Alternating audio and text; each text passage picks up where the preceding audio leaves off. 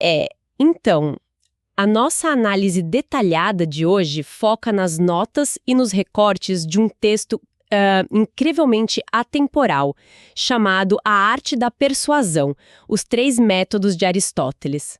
Isso mesmo. E a missão desta nossa exploração de hoje é tentar entender algo que, bem, parece frustrar tanta gente hoje em dia. Nossa, sim. É a questão de por que apenas apresentar os fatos, por mais óbvios que sejam, raramente convence alguém. Exato. É uma dor muito, muito comum. E, indo além disso, a gente vai descobrir como a verdadeira arte da retórica foi projetada desde a sua origem, lá na Grécia Antiga, para fazer a verdade vencer. É.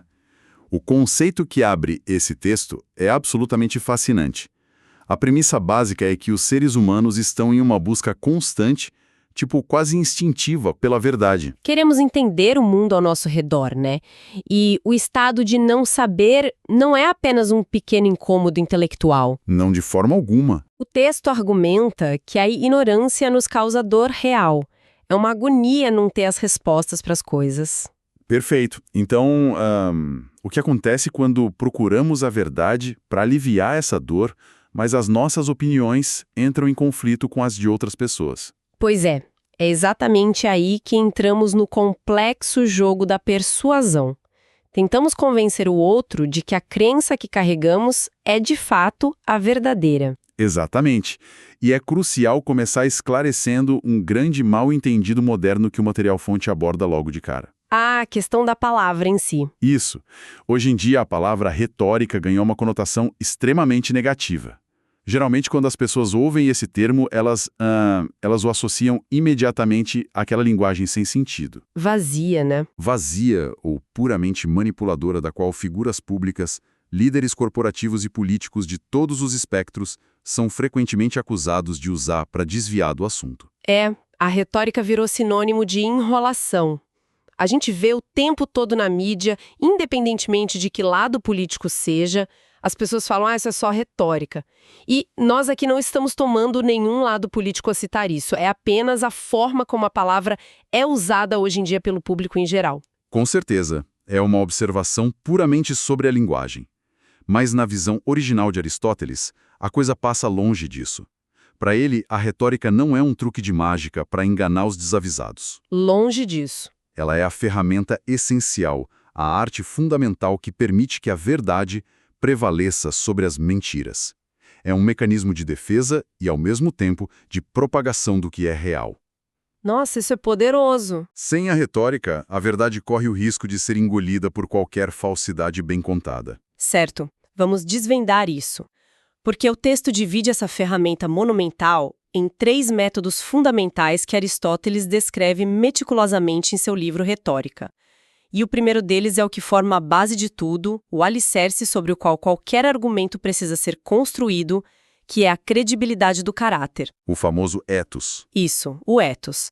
O primeiro pilar da persuasão não é sobre os dados que estão sendo apresentados, nem sobre a beleza das palavras, mas inteiramente sobre quem está dizendo essas palavras. É a velha máxima da confiança. Exato.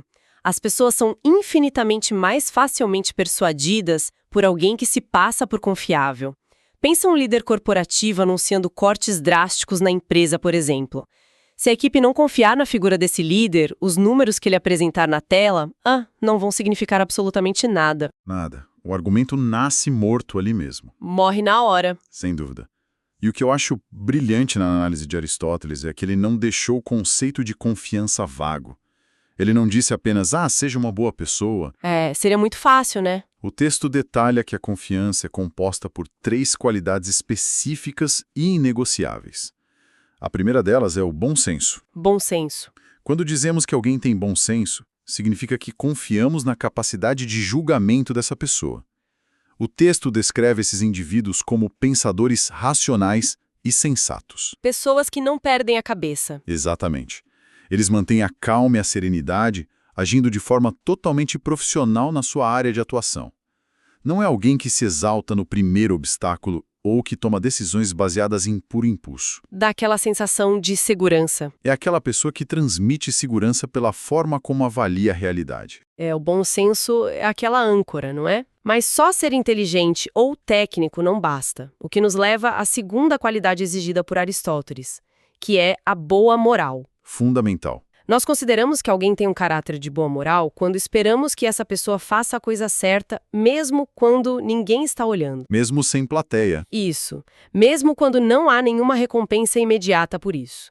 É a integridade no seu estado mais puro. Um especialista pode ter todo o bom senso do mundo, mas se o público suspeitar que ele é corrupto ou que não tem bússola moral, a persuasão falha miseravelmente. Perfeito. E por último, temos a terceira qualidade, que amarra tudo isso e cria a verdadeira conexão humana. A boa vontade. A boa vontade. Ela ocorre quando o público acredita que quem está falando tem profunda e genuinamente os melhores interesses de quem ouve em mente. Não se trata de buscar vantagem própria, mas de querer o bem do outro. É a intenção por trás da fala. De acordo com o texto, esses são os 3 traços definitivos de uma pessoa confiável: bom senso, boa moral e boa vontade. O que é fascinante aqui é que a lógica por si só cai por terra se quem ouve não acredita que quem fala possui essas 3 qualidades. Simplesmente não funciona. Não importa o quão brilhante seja o raciocínio ou o quão precisos sejam os gráficos em uma apresentação.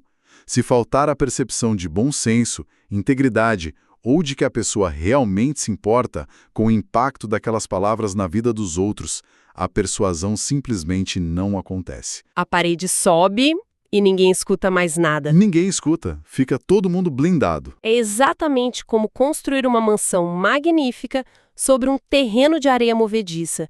Sem o caráter do ethos para sustentar as fundações, os fatos desmoronam ao menor sinal de resistência.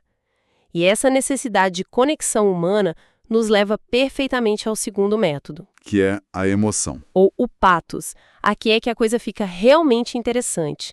A premissa central desta parte do texto é que a nossa inclinação para adotar uma crença ou para mudar de opinião muda drasticamente dependendo do nosso estado emocional no exato momento em que recebemos a informação. A gente gosta de ignorar isso, né? Nós gostamos de pensar que somos computadores puramente racionais, processando dados de forma fria.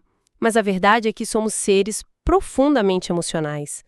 O nosso estado de espírito funciona como um filtro que decide quais fatos vamos aceitar e quais vamos rejeitar. E é por isso que a persuasão exige muito mais do que apenas estar do lado da verdade. O texto argumenta que um verdadeiro mestre da persuasão deve ter uma leitura de ambiente impecável. Ler a sala. Exato, ler a sala. É preciso saber como aumentar certas emoções e talvez o que seja ainda mais crucial na nossa sociedade acelerada de hoje, como fazer desaparecer outras emoções. Não é só sobre inflamar, é sobre apagar incêndios também. É uma verdadeira arte de calibrar a temperatura mental de quem escuta. O texto dá um exemplo muito claro e prático sobre isso. Imagine uma situação em que existe uma raiva injusta direcionada a quem está falando. Tipo um mal-entendido gigante. Isso. Tentar injetar lógica no meio dessa fúria é inútil. É vital saber dissipar esse sentimento primeiro.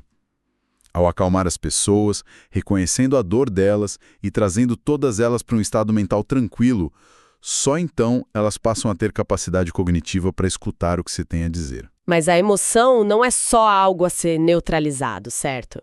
O texto também menciona que, se, por exemplo, um determinado projeto de lei ou uma política pública aprovada for honestamente perigosa para as pessoas de uma comunidade, aumentar a raiva é, na verdade, a estratégia correta e ética. Totalmente ética. Porque essa emoção, quando justificada, ajuda a canalizar a energia coletiva necessária para deter algo prejudicial. É o uso da emoção não como manipulação barata, mas como um motor vital para a ação justa. Sem a indignação, as pessoas poderiam simplesmente aceitar o inaceitável por pura inércia. Exatamente. E para entender como operar esse motor, o livro 2 da Retórica de Aristóteles, que as nossas fontes resumem brilhantemente, mapeia a mente humana através de várias dualidades emocionais. São aquelas forças opostas que ditam nosso comportamento. Isso. A primeira grande dualidade que o texto explora é a tensão entre raiva e calma. Aristóteles observa que a raiva não surge do nada. Ela tem raízes muito específicas. Raízes bem profundas. O texto diz que ela vem principalmente do desprezo, de ser envergonhado publicamente ou de alguém agir com maldade direta contra nós. E a definição de desprezo aqui é muito atual, que é tratar aquilo que o outro valoriza como algo sem nenhuma importância. Pense em como as redes sociais hoje em dia prosperam alimentando esse sentimento de desprezo, onde um grupo minimiza totalmente os valores fundamentais do outro, independentemente de viés político ou ideológico. Nós vemos isso acontecendo de forma puramente estrutural nas plataformas. Com certeza. Já a maldade é impedir alguém de conseguir o que quer, não porque se ganha algo com isso, mas apenas pelo prazer sádico de machucar. A calma, naturalmente, é o antídoto que surge quando percebemos que o outro nos respeita e valida o que é importante para nós. E essa validação se conecta perfeitamente com a segunda dualidade do texto, que é a amizade contra o ódio. Aristóteles define a amizade de uma forma muito pura. Bem genuína, né? Sim, ela nasce daquelas pessoas que desejam o melhor para nós de forma puramente altruísta. É a materialização prática daquela boa vontade que a gente viu lá no ethos. O oposto dessa atitude altruísta é o que gera o sentimento profundo de ódio. O ódio surge quando percebemos que alguém ativamente deseja nossa ruína. Exato. E essa ideia de intenção em relação ao outro sangra perfeitamente para o reino da ação, que é a nossa próxima dualidade, a gentileza versus a crueldade. É quando a intenção vira atitude. Perfeito. A gentileza é percebida quando ajudamos alguém, especialmente quem está em uma situação de grande necessidade, visando puramente o bem-estar daquela pessoa, sem esperar uma recompensa, um favor em troca ou mesmo reconhecimento público. Sem postar na internet para ganhar curtida. Exatamente. A crueldade, na visão aristotélica, não é apenas bater em alguém. A crueldade também é o ato passivo de não ajudar quando se tem o poder para tal, ou então, o que vemos muito no mundo corporativo ou em campanhas de relações públicas questionáveis, de ajudar alguém, mas por razões estritamente egoístas e com segundas intenções. Nossa, sim! Quando o público percebe que a ajuda foi só para tirar uma foto, o efeito persuasivo desmorona e gera repulsa. O tiro sai pela culatra. A percepção de intenção é tudo. E enquanto navegamos pelas intenções dos outros, também temos que lidar com as nossas próprias inseguranças, o que nos leva à dualidade do medo versus a confiança. O medo é uma emoção paralisante. Ele surge quando acreditamos que alguém ou alguma coisa tem o poder real e iminente de nos causar dano ou sofrimento. Pode ser o medo de uma demissão em massa, o medo de uma crise econômica ou de um problema de saúde. Em contrapartida, a confiança não é simplesmente ignorar que o perigo existe. O texto é muito revelador aqui, a confiança aparece na ausência de perigo, claro, mas principalmente quando se tem métodos, recursos e ferramentas para lidar com esse perigo. Ter um plano de ação. A confiança é a capacidade de olhar para a ameaça e dizer, nós sabemos como resolver isso. É por isso que líderes em tempos de crise não devem apenas dizer, não tenham medo. Eles precisam fornecer as ferramentas que constroem a confiança. Essa noção de preparo é essencial. Agora, mudando o foco do perigo externo para o julgamento social, o texto aborda uma dualidade que dita grande parte da nossa vivência em sociedade, que é a vergonha contra o descaramento. Ah, essa é muito boa. A vergonha está intrinsecamente ligada ao que o texto chama de maldade moral. Nós sentimos vergonha quando falhamos em nossos próprios padrões morais e nos creditam características como covardia, ganância excessiva, arrogância cega ou pura maldade, e sentimos o peso esmagador do julgamento social sobre essas falhas. A vergonha funciona como um regulador da vida em comunidade. O descaramento, por outro lado, é descrito como a indiferença completa ou o desprezo absoluto em relação ao que os outros pensam sobre essas mesmas falhas de caráter. É o famoso não ter filtro levado ao extremo negativo. Pense nas pessoas que furam filas sem o menor constrangimento ou, num exemplo ainda mais moderno, os famosos trolls de internet que se escondem atrás do anonimato para destilar crueldade sem sofrer o peso social da vergonha. Verdade. O descaramento quebra o pacto social. E, falando em observar o comportamento alheio, a próxima dualidade é fascinante porque lida com como reagimos ao destino dos outros. Pena versus indignação. Essa mexe muito com as pessoas. Nós sentimos pena por alguém que sofre injustamente, um sentimento que programas de crimes reais, por exemplo, costumam evocar muito bem. Mas o texto de Aristóteles adiciona um detalhe crucial sobre a empatia humana. Essa pena é infinitamente mais forte se percebermos, mesmo que subconscientemente, que esse mesmo sofrimento, essa mesma injustiça, pode acontecer conosco ou com alguém próximo a nós. É uma empatia baseada na nossa própria vulnerabilidade perante o mundo. E a indignação é o exato outro lado dessa moeda. Como assim? Se a pena é sofrer por quem se dá mal injustamente, a indignação é aquele sentimento incômodo e poderoso que nos toma quando vemos alguém se dar muito bem na vida, alcançar o topo do sucesso, ficar rico ou famoso, quando claramente não merecia aquilo. Seja por falta de talento, por desonestidade ou por puro privilégio não conquistado. Ah, claro, é uma afronta ao nosso senso de justiça. E a ordem natural das coisas. E essa indignação muitas vezes se mistura com a nossa última e mais profunda dualidade, que exige uma atenção muito especial de quem quer entender a natureza humana, que é a inveja versus rivalidade. Essa é a grande sacada filosófica do texto para mim, porque nós tendemos a usar as duas palavras como se fossem a mesma coisa, mas elas são universos de distância. Totalmente diferentes. A inveja ocorre quando vemos um colega obter um grande sucesso, uma promoção na empresa ou até sorte na vida pessoal, e não apenas achamos que nós é que tínhamos o direito àquela mesma sorte, mas chegamos ao ponto mais sombrio do sentimento. Desejamos ativamente que o outro perca o que conquistou. O invejoso quer a queda do outro a qualquer custo. A pessoa prefere que ambos fiquem sem nada do que ver o outro prosperar. É assustador quando paramos para pensar. Exato. É um sentimento essencialmente destrutivo. Já a rivalidade tem uma natureza e uma energia completamente diferentes. Ela acontece quando vemos um igual, alguém do nosso nível, conseguir algo que ainda não temos, um prêmio, um reconhecimento, e passamos a acreditar que também somos capazes de conseguir o mesmo. Uma competição saudável. A rivalidade é considerada largamente superior pela filosofia aristotélica porque, através dela, deseja-se ardentemente ter o mesmo sucesso, sofre-se genuinamente por ainda não o possuir, o que nos impulsiona a melhorar, mas não existe aquele desejo malicioso de querer a destruição ou a queda do outro. Ninguém quer puxar o tapete. É o sentimento que move grandes atletas em esportes de alto rendimento.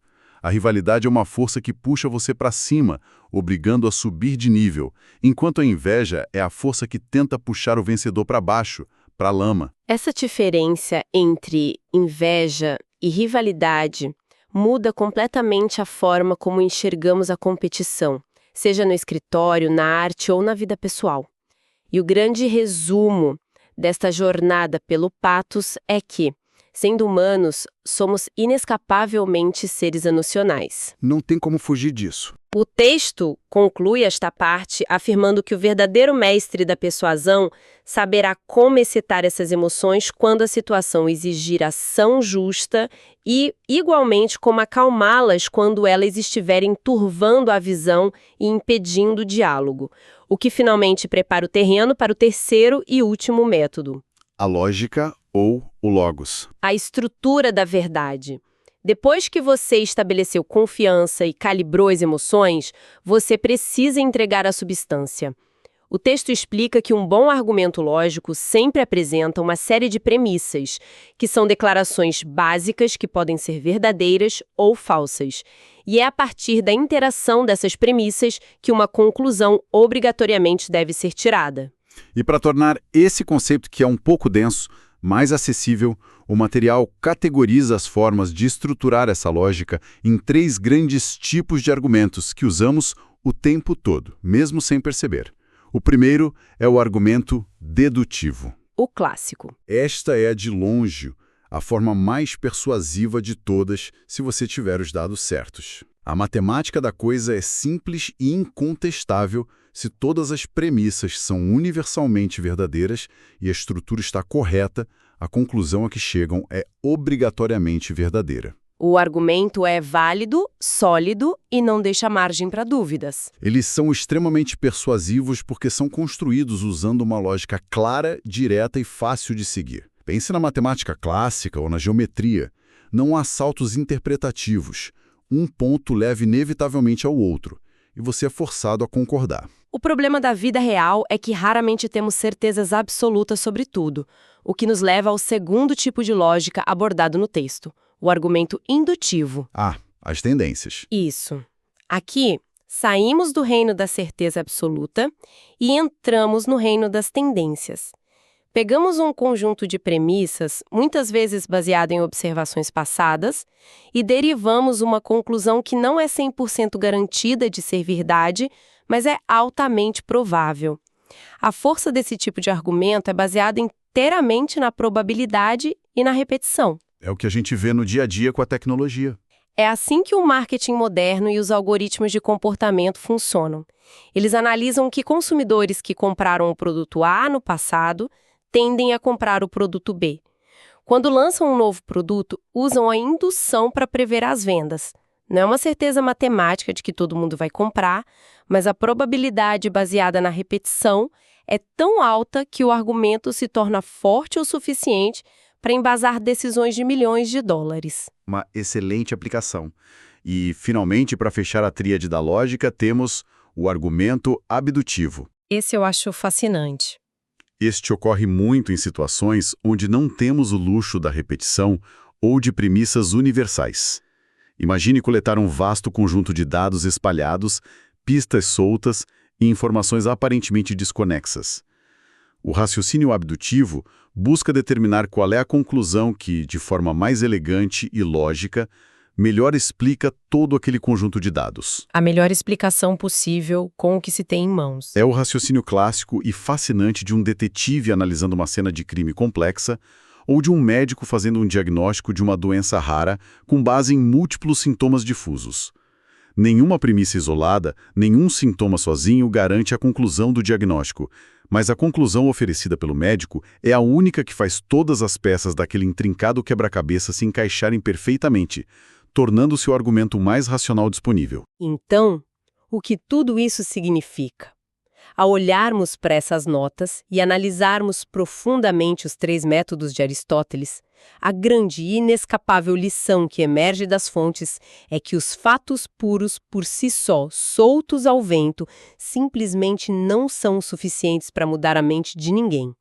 Nós que amamos dados e pesquisa, muitas vezes queremos que sejam, mas a natureza humana diz que não são. Infelizmente não são.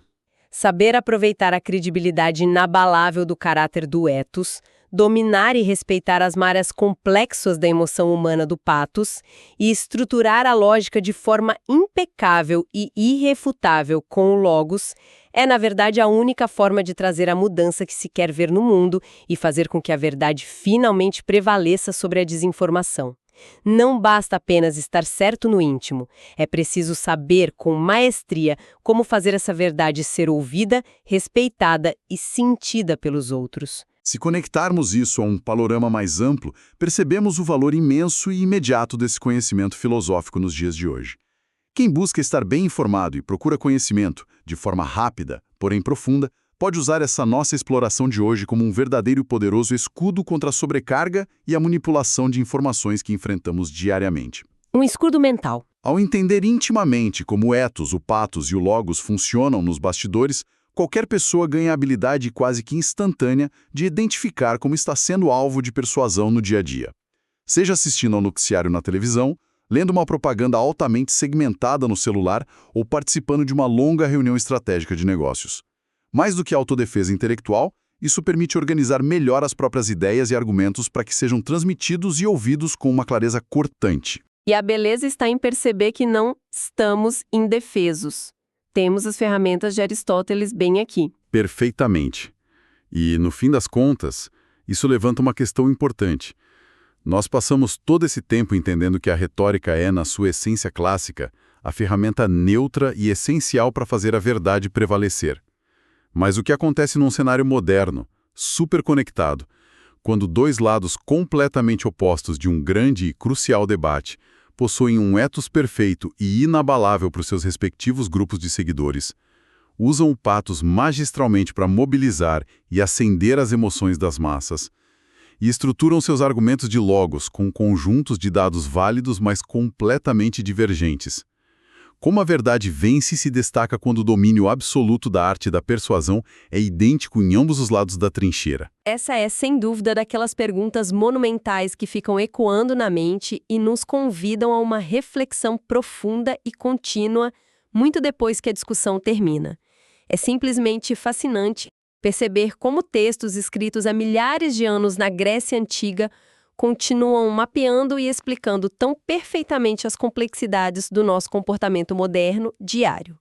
Esperamos de verdade que essa nossa exploração pelas antigas, porém muito atuais engrenagens da persuasão tenha trazido novas perspectivas, clareza e ferramentas valiosas para que todos possam decifrar melhor as conversas, os debates e as mensagens ao redor. Um grande abraço a quem nos acompanhou em mais essa jornada intelectual. Continuem sempre questionando as informações que recebem, continuem profundamente curiosos sobre o mundo e até a nossa próxima imersão.